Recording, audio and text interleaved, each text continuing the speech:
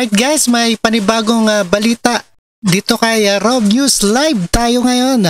At ito na nga isang sasakyan tumirik, trapiko tumukod dahil sa baha sa ilang kalsada sa Metro Manila. At ingat-ingat po sa mga motorista sa mga malalalim na baha dyan. At subaybayan po natin itong Rob News tayo. At tumukod at nahirapan din ang pagsakay ng ilang commuter at na-stranded pagpasok sa trabaho. Dapat inideklara na. Hindi lang ang publikong paaralan at mga trabahador, pati na rin ang private. Pare-pareho tayo sumasakay at nagko-commute. At maraming salamat and no other further ado. And let's do this! Munti ka na po. Dahil sa bala, sa baha, ganun. Actually, papunta akong Makati. Wala akong masakyan. Laging puno yung bus, saka mga jeep. Nakita ko yung patrol. 2 oras lang naghihintay ng masasakyan si Edward sa bahagi ng Espanya sa Manila City para sana makabiyahe na papunta sa kanyang trabaho sa Makati. Pero dahil apektado ng baha ang lugar, naging mabagal ang daloy ng traffic at pahirapan ang pagsakay.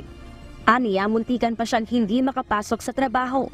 Buti na lang at nadaanan siya ng libreng sakay ng Manila City Local Government Unit. Kung perwisyo para sa ilan ang nangyaring pag-ulan at baha sa Kalakhan ng Maynila, pagkakataon naman ito para kumita para sa ilang mga kabataan, gamit ang kariton na nilagyan nila ng upuan. Papasakay po kami ng mga pasahero. Tapos hatid po namin kabilang kalye para po makaiwas po sila sa baha. Pinakamataas po 50. Tapos yung ibang pasahero naman po, 10 lang po binibigay. Tapos puro bariya. Kung ano po yung makukuha nila sa bag nila. Bukod sa traffic, may ilang sasakyan din ang dumirik dahil sa baha.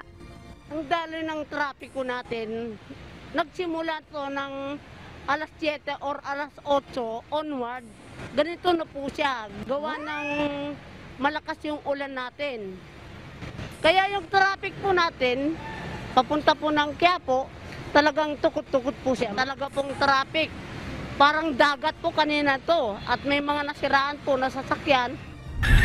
Alas 4 na ng hapon at humupa na ang baha dito sa kahabaan ng Espanya sa lungsod ng Maynila. Kaya maayos na ang daloy ng mga sasakyan.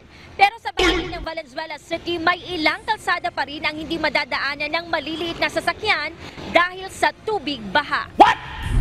Batay sa report ng Valenzuela City Command, Control and Communication Center, as of 4 p.m. kanina, baha pa rin sa ilang bahagi ng MacArthur Highway sa Valenzuela City.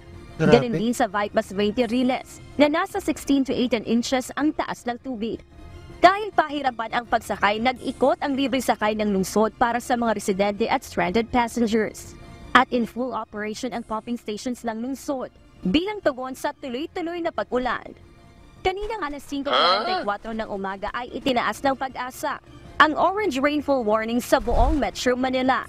Kaya agad na nagkansela ng klase at trabaho ang mga local government unit. Para sa kaligtasan ng lahat, may ilang aktibidad din ang kinansela dahil sa masamang panahon. Gaya ng social pension validation sa Quezon City at mega job fair sa Tondo, Manila.